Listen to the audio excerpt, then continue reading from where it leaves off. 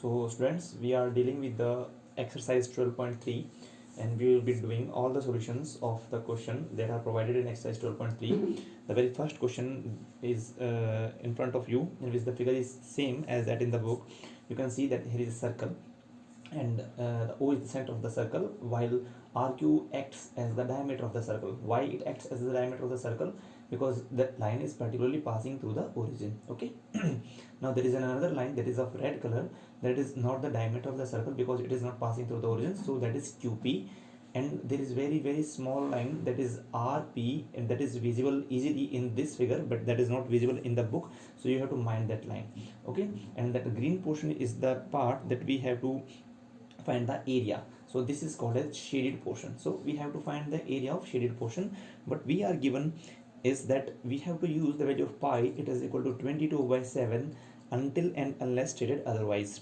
Second thing that is given here is that the length of PQ is 24 centimeter. That is this part PQ, that is red colored long line PQ. Second one is that PR is 7 centimeter, PR is equal to 7 centimeter. That is what I am talking about, that you cannot see easily this in the book, that because that is made up of black color and it is hidden on the circumference of the circle, so you can see easily here on this part. That is what we should take care of. So RP or PR is something that is 7 centimeter. Okay. Now that PQ is 24 centimeter, so I can write here PQ is 24 centimeter. Look, you do not have the radius of the circle, but you can see that there may be some value of that line RQ, but how to calculate it? We have to just find the area of that shaded part. Look, we have seen that we can calculate the third side of this triangle by using these two sides. But one thing that we have studied in previous classes is that if this line RQ is the diameter of the circle, then angle made in any of the part or hemisphere, or if there is circle then it is semicircle, angle made in any of the semicircle, whether it is above part or downward part, angle is always 90 degree. what I want to say is that देखो, अगर हम यहाँ इसको diameter consider करें और इस diameter के बाद में मैं अब जो डायग्राम बना रहा हूँ वो डायग्राम का पार्ट नहीं है, but that is for your understanding purpose only. देखो, अगर मैं यहाँ से एक ट्राइंगल बनाऊँ जो कुछ इस प्रकार से बन रहा है, तो ये एंगल हमेशा 90 डिग्री होगा. अगर मैं यहाँ से बनाऊँ एक जो, तो ये भी हमेशा क्या होगा, 90 डिग्री होगा. और अगर मैं यहाँ से कहीं और बनाऊंगा तो ये एंगल हमेशा कितना होगा, 90 डिग्री होगा. ये हमने 9th क्लास में प्रूफ किया हुआ था. सो अब हम देख सकते हैं कि पी आर क्यू एक डायमीटर है और यहाँ जो एंगल बन रहा है that is this one, this is 90 degree. ठीक है. अगर 90 डिग्री है तो मेरे पास में पी क्यू आर एक राइट एंगल ट्राइंगल है, और अगर राइट एंगल ट्राइंगल है तो उसके अंदर हम लोग लगा सकते हैं Pythagoras theorem. So by Pythagoras theorem 90 degree के सामने वाली side is always hypotenuse. So R Q square is equal to P Q square plus P R square, that is hypotenuse square is equal to P Q. यहाँ पे ये 90 आप किसी को भी परपेंडिकुलर और किसी को भी बेस बोल सकते हो, because theta is not given. So perpendicular square plus base square. So finally hypotenuse square it is equal to 24 का स्क्वायर प्लस 7 का square. Here it is 576 plus 49, that is equal to 625. So we get the value of h is equal to 25 centimeter. So what is the diameter of that circle? 25 centimeter. So if diameter is known, then radius of the circle is given by 25/2 centimeter, and we will not write it 12.5, जो कि हम आपको class में बता चुके हैं कि 12.5 लिखने से हमें कैलकुलेशन में प्रॉब्लम आएगा. ठीक है. So will use this part only. अब देखो क्या करना है, ग्रीन पार्ट को हमें कैलकुलेट करना है. तो ग्रीन पार्ट कितना इजीली आप लोग समझ सकते हो कि ग्रीन पार्ट, अगर ये ट्रायंगल नहीं होता तो ग्रीन पार्ट पूरा यहाँ बना देता हूँ एक बार के लिए मैं. अगर ग्रीन पार्ट नहीं होता तो रेड, ये ग्रीन, अगर ये ट्रायंगल नहीं होता रेड कलर वाला, तो ग्रीन पार्ट पूरा यहाँ तक अगर आ चुका होता तो वो बिल्कुल हाफ सर्कल होता. ठीक है. यानी हाफ सर्कल में से मैंने पिंक साइड को हटा दिया गया, पिंक कलर के पार्ट को हटा दिया, और ये पिंक कलर का पार्ट क्या है, एरिया ऑफ द ट्राइंगल. सो मेरा आंसर कैसे निकलेगा इसके अंदर से, that area of the shaded region, जो हमारे पास में शेडेड रीजन है उसका एरिया निकालने का तरीका is equal to, it is equal to area of semi circle. ठीक है. सेमी सर्कल मैं ऐसे लिख रहा हूँ, minus area of right angle triangle written by R A T. ठीक है. Then area of the semi circle is pi are square का आधा, तो half of pi are square, minus area of the right angle triangle is half into base into height करके आप निकाल सकते हो, half into base into height, ऐसे भी निकाल सकते हो. ठीक है. और इसके अलावा आप और भी बहुत सारे मेथड लगा सकते हो जो आपके पास में अवेलेबल है, लेकिन ये सिंपलेस्ट है.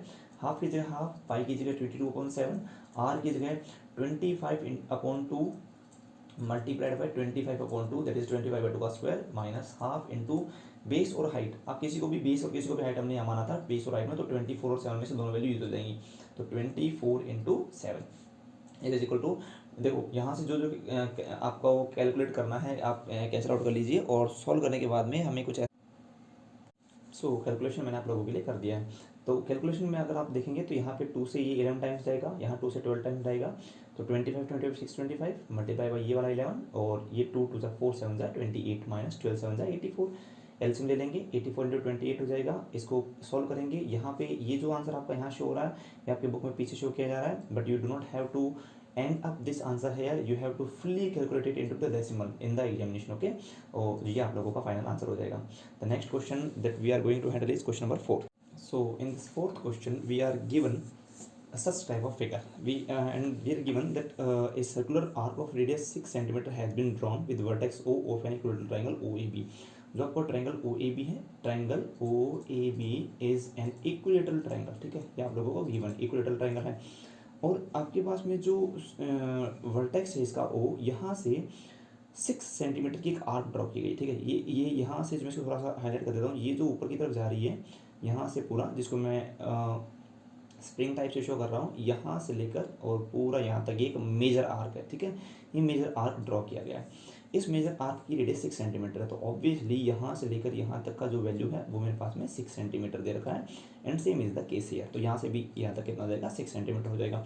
अभी है कि equilateral triangle of side 12 centimetre, यानी ये जो है मेरे पास में 12 सेंटीमीटर है, वो पूरा 12 था साइड, और ये पूरा साइड 12 था, जिसमें से 6 जा चुका है, तो आप समझ सकते हैं कि ये 6 सेंटीमीटर बच गया है, और ये भी आपके पास में 6 सेंटीमीटर बच चुका है। और अगर हम 1 मिनट के लिए और भी नया नाम दे देते हैं, सपोज करो मैं यहाँ पे नाम ले देता हूँ m, जैसे यहाँ पे ड्रॉ कर देता हूँ मैं रेड कलर से m, और यहाँ मैं ड्रॉ कर देता हूँ रेड कलर से n, तो यहाँ पे कुछ ऐसा फिगर रहा होगा, देखो ऐसा फिगर, ये देख लो आप लोग, ऐसा कुछ फिगर हो सकता था यहाँ पे, ठीक है, जो कि रेड कलर से बाद में ड्रॉ किया गया है। तो हमें क्या करना है कि हमको इसमें से निकालना है जो शेडेड पोर्शन उसका एरिया, तो शेडेड पोर्शन का एरिया निकालने के लिए हमारे पास में ट्रिक कुछ इस प्रकार से रहेगा, जो कि बहुत ईजी है।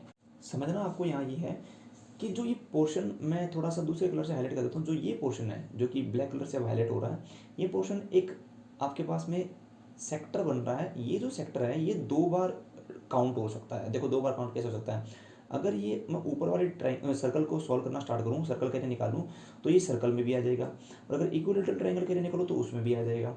तो ये 2 बार आ रहा है, ठीक है, जबकि आना चाहिए ये सिर्फ 1 बार। तो इसके लिए हमारे पास में सोल्यूशन कुछ इस टाइप से रहेगा कि जो रिक्वायर्ड एरिया है हमारे पास में आने वाला है, रिक्वायर्ड एरिया क्या होगा मेरे पास में, देखो सर्कल का एरिया, तो मैंने लिख दिया सर्कल का एरिया, ठीक है, सर्कल के नीचे लिखा एरिया, प्लस इक्विलेटरल ट्रायंगल का एरिया, क्योंकि वो भी मेरे पास में है, प्लस देखो सर्कल का एरिया जो है आपके पास में वो आ जाएगा, तो इक्विलेटरल ट्रायंगल के अंदर आ जाने की वजह से ये पार्ट जो मैंने ब्लैक कलर से किया है ये 2 बार रिपीट हो रहा है। 2 बार रिपीट होने की वजह से मैं क्या करूँगा, इस पार्ट को 1 बार हटा दूंगा, तो माइनस माइनस करके एरिया ऑफ सेक्टर का नाम है OMN, ठीक है, एरिया ऑफ सेक्टर OMN, ये मैं इसमें से क्या कर दूंगा, सब्ट्रैक्ट कर दूंगा, ठीक है। तो ये आपके पास में रिक्वायर्ड एरिया रह जाएगा, क्योंकि आप देख सकते हो कि अगर आपके पास में ये सर्कल है, इस सर्कल को मैं हटा दूं तो मेरे पास में बिल्कुल, अगर इसको यहाँ से हटा दूं तो यहाँ से कुछ ये वाला पोर्शन नीचे बच रहा होगा, जो मैं ब्लू कलर से ड्रॉ कर रहा हूँ, ये वाला पोर्शन बच जाएगा, जो कि इक्विलेटरल ट्रायंगल में से उसका ये जो सेक्टर है इसको हटा देने पे मिलता है, ठीक है। तो इसलिए हम लोगों ने यहाँ पे माइनस किया। तो एरिया ऑफ द सर्कल निकालना है, तो pi are square, pi are square का मतलब है पाई, और आर का मतलब है जो इसकी रेडियस यहाँ पे है, तो 6 हो गया, तो 6 का स्क्वायर कितना हो गया 36, plus area of equilateral triangle, हम जानते हैं एरिया ऑफ इक्विलेटरल ट्रायंगल क्या होता है, √3/4 साइड स्क्वायर, जबकि साइड यहाँ पे कितनी दे रखी है 12, तो क्या होगा 12 square, minus area of sector, area of sector क्या होता है पाई आर स्क्वायर थीटा/360 डिग्री, ठीक है। ये मेरे पास में साइड होती है, मैं लिख देता हूँ साइड का स्क्वायर, और ये मेरे पास में आर का स्क्वायर है, ठीक है। थोड़ा सा सॉल्व कर लेते हैं, पाई इंटू 36 प्लस √3/4, 12 का स्क्वायर कितना हो जाएगा 144, माइनस ये पाई की वैल्यू आपके पास पाई छोड़ सकते हो यहाँ पे आर स्क्वायर, देखो सेक्टर इस ऊपर वाले से बन रहा है, ठीक है, इसकी वजह से बन रहा है जो ये सर्कल है, तो इसी का रेडियस काम आएगा 6 हो जाएगा यहाँ पे, तो पाई इंटू 36 इंटू थीटा। देखो थीटा क्या है, थीटा आप लोगों को पता है कि जो आर्क होती है वो सेंटर पे बनाती है, तो थोड़ा सा मैं आप लोगों को यहाँ पे अलग से हाईलाइट कर देता हूँ, यहाँ ये देखो शो नहीं हो रहा है क्योंकि कलर ब्लैक हो चुका है, रेड कलर से दिखाते हैं, यहाँ जो थीटा बनेगा इस पॉइंट पर, ठीक है, इस पॉइंट पर जो थीटा बनेगा वो कुछ यहाँ ऐसे बनेगा यहाँ पे, और वो आपका सर्कल के सेंटर पे बनने वाला थीटा होता है। और आर्क बनाती है नीचे एम एन नाम के आर्क। लेकिन मुझे पता है कि मैं इक्विलेटरल ट्रायंगल पे काम करूँ तो ये एंगल मेरे पास में 60 डिग्री का है, ये एंगल 60 डिग्री का है, तो ये एंगल भी मेरे पास में कितना हो जाएगा 60 डिग्री का हो जाएगा। इसलिए मैं यहाँ पे रखूँगा थीटा अपॉन 360 की जगह 60 अपॉन 360, ठीक है, तो लिखा जाएगा 60 अपॉन 360। इसको आप लोग 36 से 1 ये 10 टाइम चला जाएगा और इस यहाँ पे 6 टाइम चला जाएगा, ठीक है। तो बचेगा आपके पास में पाई इंटू 36 प्लस 4 की टेबल में इसको काट लेते हैं, 4 3 12 2 बच गया, तो 4 6 24, 36√3 यहाँ से बच गया माइनस पाई और यहाँ से बचेगा 6, तो बचेगा 6 पाई। 36 पाई में से 6 पाई चले जाएंगे तो बचेगा आपके पास में 30 पाई प्लस 36√3, ठीक है। अब हम इसको थोड़ा सा सिंप्लीफाई कर लेते हैं क्योंकि उसने बोला 22/7 आप लोगों को यूज़ करना है। कैलकुलेशन पार्ट को सॉल्व करने के बाद में मैंने इसे राइट किया है यहाँ से। देखो यहाँ पे बचा था हमारे पास में 30 पाई, ठीक है, तो हम इसको दूसरे पेन से यूज़ करते हैं 30 पाई और यहाँ पे बचा था 36√3। पाई का वैल्यू पुट किया 30 22/7 this, then this is the answer written at the back of the book, but you do not have to write this answer in the examination। आपको क्या करना है, इसको सॉल्व करना है, ठीक है। 660/7 को यहाँ पे ये डेसिमल वैल्यू आएगा, √3 का वैल्यू होता है 1.732, वो रख देने पर यहाँ पे ये वैल्यू आएगा, दोनों ऐड करने पर ये आएगा। यहाँ पर आप सिर्फ एक ही केस में छोड़ सकते हो आंसर को, जब आपके पास एग्जाम में बिल्कुल भी टाइम नहीं है, आपके पास 10 सेकंड भी नहीं बचे हैं, तब आप इसको यहाँ छोड़ सकते हो, ठीक है। तो ऐसा नहीं है कि आप लोगों के पास टाइम है और आप इसको कैलकुलेट नहीं कर रहे हैं, टाइम हो तब आपको कैलकुलेट करना है और आपको फाइनल आंसर डेसिमल में लेके आना है, ठीक है। ये हो गया आपके पास में नेक्स्ट क्वेश्चन। अब हमारे पास में जो नेक्स्ट इंपॉर्टेंट क्वेश्चन है वो कुछ इस तरह से है। आपको जो डायग्राम दिया गया है वो that is question 6 that in a circular table cover of radius 32 centimetre. कोई टेबल है, सर्कुलर टेबल है और कवर भी सर्कुलर हो जाएगा क्योंकि जो एक्स्ट्रा कपड़ा है वो नीचे लटक जाता है, तो सर्कुलर टेबल कवर है, टेबल भी सर्कुलर है। रेडियस 32 सेंटीमीटर, इसका टेबल का रेडियस दे रखा है, तो हम अगर यहाँ से टेबल का सेंटर मानेंगे तो हमारे पास में आप किसी भी डायरेक्शन में चले जाइए, चाहे आप यहाँ से जाइए यहाँ पे तो भी आपको 32 की लेंथ मिलेगी, ठीक है। और अगर आप चाहे तो यहाँ से यहाँ जाएंगे तो भी आपको 32 लेंथ मिलेगा, और अगर आप यहाँ से यहाँ जाएंगे तो भी आपको 32 लेंथ मिलेगा। अगर यहाँ से यहाँ जाया जाएगा तो ये जो बाद में बनाया गया ये 32 मेरे पास में, ठीक है। तो थोड़ा सा समझने के लिए इसको बनाया गया। अब जो यहाँ से जहाँ पर भी येलो कलर किया गया है that is the design part, ठीक है। आप लोगों को बुक में कुछ ऐसा मिलेगा, ऐसे ऐसे डिजाइन रखा होगा मिला, उसको आपको कैलकुलेट करना है, ठीक है। और थोड़ा सा डिजाइन में यहाँ बना देता हूँ, ठीक है। ये आपके पास में है पार्ट और बोला गया है कि design is formed leaving an equilateral triangle ABC in the middle. जो बीच का पोर्शन है देखो ना वो व्हाइट कलर का है, वो एक इक्विलेटरल ट्रायंगल है, तो ऑब्वियसली ये 60 डिग्री है, ये 60 डिग्री है, ये 60 डिग्री है, और ये जो ए बी सी है तीनों, A B is equal to B C, मैं लिख देता हूँ A B is equal to B C is equal to क्या है सी है, ठीक है। अच्छा, अब आपको बोलते हैं कि find the area of the design, आपको क्या निकालना है डिज़ाइन का एरिया। तो देखो इसको करने के वैसे दो तरीके हैं हमारे पास में। पहला तरीका मैं आपको बताता हूँ, तो डिज़ाइन जो है ना वो ये समझ सकते हैं कि ये ट्रायंगल जब यहाँ नहीं था तो पूरी टेबल ही येलो कलर से डिजाइन हो रखी थी, ठीक है। तो मैं बोल सकता हूँ द रिक्वायर्ड एरिया, जो कि कैसे निकलेगा, एरिया ऑफ सर्कुलर टेबल, ठीक है। टेबल हमारी सर्कुलर है, सर्कुलर टेबल का एरिया में से हमने क्या किया, बीच में एक ट्रायंगल छाप दिया वाइट कलर का, जो कि चाहिए नहीं, minus area of equilateral triangle, ये हमारे पास में रिक्वायरमेंट है। अब प्रॉब्लम कहाँ आती है, area of circular table is circle है तो क्या हो जाएगा pi are square, minus area of equilateral triangle क्या होता है √3/4 साइड स्क्वायर, ये मेरे पास में एरिया होता है।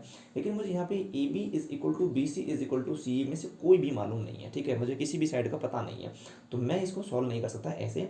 तो हम इसको कैसे सॉल्व करते हैं, उसके लिए आप लोग थोड़ा सा इक्विलेटरल ट्रायंगल के पास चलते हैं, कि आप लोगों ने इक्विलेटरल ट्रायंगल छोटी क्लास में जो पढ़े थे थोड़ा उसके बारे में बातें कर लेते हैं। देखो, अगर मेरे पास में कोई ट्रायंगल इक्विलेटर हो और हमारे पास में अगर ये उसका मीडियन हो, जैसे हम लोगों ने यहाँ पे बनाया है, तो आपको पता है मीडियन और एल्टीट्यूड जो होता है इक्विलेटरल ट्रायंगल में और परपेंडिकुलर बाइसेक्टर तीनों एक ही चीज़ होती है, ठीक है। अगर मेरे पास में ऐसा कोई फिगर होता है और जो कि इक्विलेटरल ट्रायंगल इस केस में, और जिसकी साइड यहाँ पर अगर आपके पास में ए साइड हो, ए है तो यहाँ पे ये भी ए हो जाएगा, यानी this part is also A and this part is also a, सब तीनों क्या हो जाएंगे ए हो जाएंगे, ए हो जाएंगे, ठीक है।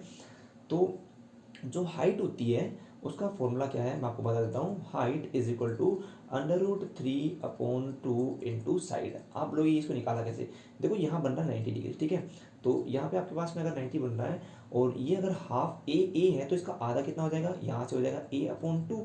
तो आप इस यहाँ पे लेफ्ट पार्ट में नाम रख देते हैं ए बी सी और एम। आप ए बी एम नाम के ट्रायंगल में पाइथागोरस लगा के इसको आराम से निकाल सकते हो। कैसे, हाइपोटेनस का स्क्वायर जो कि इस केस में ये रहेगा 90 के सामने है इसलिए, माइनस बेस का square that is a² 4 it is equal to perpendicular का square that is am²। Calculate करेंगे तो 3a² 4 आएगा, it is equal to am का स्क्वायर, इसको रूट ले लेंगे तो आएगा √3a/2, इसलिए मैंने लिखा था √3/2 इंटू साइड, ठीक है। दूसरा चीज़, अब आप लोगों ने यहाँ पे पढ़ा था 9th क्लास के अंदर और प्रीवियस क्लासेस के अंदर 8th क्लास में, यहाँ पे हमारे पास में एक सेंट्रोइड होता है, ठीक है, जहाँ पे तीनों साइड्स का, जैसे ए से डाला गया मीडियन और बी से डाला गया मीडियन, अगर मैं डाल देता यहाँ से तो यहाँ से डाला गया मीडियन और सी से डाला गया मीडियन मिलते हैं, ठीक है, ये हमको मिलते हैं। अच्छा, हमको क्या जानना है, अगर इसका नाम ओ रखा जाता, यानी अगर इसका नाम ओ रखा हुआ होता, ये उस ऊपर वाले ट्रायंगल की बात नहीं कर रहा हूँ, मैं नीचे वाले की बात कर रहा हूँ, यानी इस जिस पे मैं काम कर रहा हूँ उसी की बात कर रहा हूँ।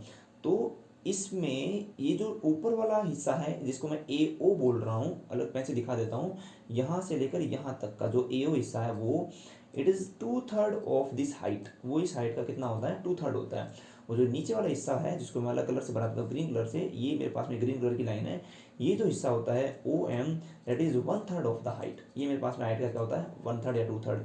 अब देखो हमारे डायग्राम के अंदर मुझे रिक्वायरमेंट ए ओ की है, ठीक है, तो ए ओ का मैं क्या बोलूँगा, 2/3 ऑफ हाइट, तो मैं बोलूँगा A O is equal to 2/3 into height, लेकिन खुद अब हाइट मुझे पता नहीं है, तो मैं बोलूँगा A O is equal to 2/3 into height का नाम यहाँ से ले लेंगे, √3/2 इंटू साइड, लेकिन मुझे साइड पता नहीं है, कोई बात नहीं, मुझे ए ओ तो पता है, ए ओ क्या है, सर्कल का रेडियस है, और रेडियस का वैल्यू मुझे दे रखा है। इस क्वेश्चन के अंदर ये बोला गया है कि जो टेबल है उसकी रेडियस 32 सेंटीमीटर है, तो मैं यहीं कहीं ऊपर लिख देता हूँ जहाँ आप लिखना चाहो कि टेबल की रेडियस 32 सेंटीमीटर है। अगर टेबल की रेडियस 32 सेंटीमीटर तो आप इजीली बता सकते हैं, जिस लिख देता हूँ R is equal to 32 centimetre, कहीं पर भी लिख दिया, टेबल की रेडियस 32 सेंटीमीटर है, तो ए ओ का वैल्यू भी 32 सेंटीमीटर, ठीक है, इट इज इक्वल टू 2 से 2 कैंसिल आउट हो जाएगा, इस √3 से ये √3 कैंसिल हो जाए आउट हो जाएगा, तो 32 सॉरी यहाँ पे equal to is equal to side upon √3, ये हो गया मेरे पास में, ठीक है, तो और मैं लिख सकता हूँ side of the triangle is 32√3, ये मेरे पास में सेंटीमीटर साइड आ गई है, इसको हाईलाइट कर देते हैं ताकि आप लोगों को पता चले काम की चीज़ है। साइड जो मेरे पास में 32/√3 सेंटीमीटर आ गया। अब मेरा फॉर्मूला जो है वो ये था जिसको मैं बॉक्स में बना रहा हूँ, क्या बोला गया है, area of the circular travel, जो कि मेरे पास रिक्वायर्ड एरिया है वो क्या होगा, required area is equal to pi are square, pi into 32 का square minus √3/4 side square, side का नाम है 32√3 का स्क्वायर, ठीक है, थोड़ा सा इसको सॉल्व कर लेते हैं। पाई की वैल्यू 22.7 रखनी है, जब तक बोला नहीं जाता है, 32 का स्क्वायर यहाँ हो जाएगा माइनस √3/4 इंटू 32 √3 इंटू 32 √3 को मैं क्या लिखूंगा, 32 √3 इंटू 32 √3 को मैं लिख सकता हूँ, देखो कुछ इस प्रकार से, it is equal to 22/7 into 32 का स्क्वायर माइनस √3/4, 32 का स्क्वायर इंटू 3 ये लिखा जाता है क्योंकि ये सब आपस में मल्टीप्लाइड में, तो यहाँ से मैं क्या कॉमन ले सकता हूँ, कैलकुलेशन के लिए कॉमन ले रहा हूँ बस, ठीक है, 32 का स्क्वायर यहाँ बाहर आ जाएगा, 22/7 माइनस यहाँ से देखो 3√3/4, ये मेरे पास में बच जाएगा। थोड़ा सा इसको मैं सॉल्व आउट करके लिख देता हूँ आप लोगों के लिए।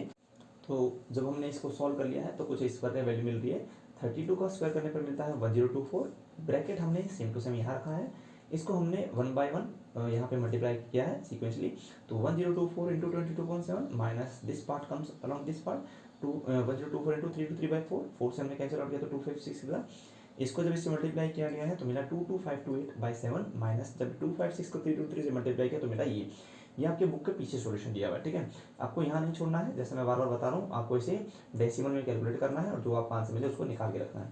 तो दिस